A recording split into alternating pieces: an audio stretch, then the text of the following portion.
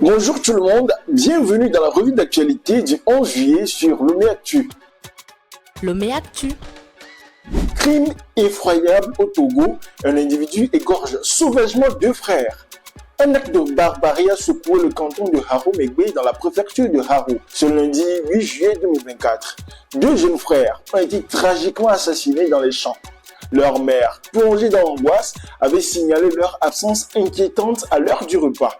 Cet événement tragique laisse la communauté dans un état de choc et de tristesse. L'UFC en deuil, le parti perd un important cadre. L'Union des forces de changement est en deuil suite au décès d'El-Hadj Tchalamoula Bana, quatrième vice-président du parti.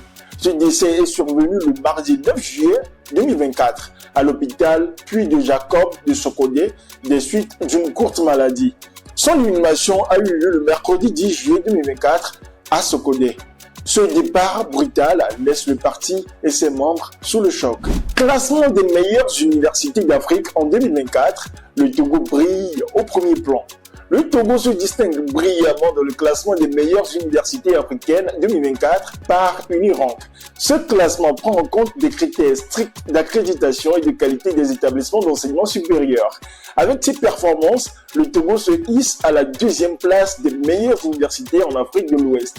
Cette reconnaissance marque une avancée significative pour l'éducation togolaise. Rokia Traoré dans le désarroi. La chanteuse menacée d'extradition vers la Belgique. La chanteuse Rokia Traoré est actuellement détenue en Italie en raison d'un différend juridique avec son ex-partenaire belge concernant la garde de leur fille. Elle risque d'être extradée vers la Belgique pour y être jugée, ce qu'elle refuse fermement. Son arrestation à l'aéroport de Rome le 21 juin a suscité une vague de soutien international. De nombreuses personnalités publiques réclament sa libération immédiate et un réexamen complet de son cas. Drame en Côte d'Ivoire, un étudiant se jette du 3e étage de son immeuble.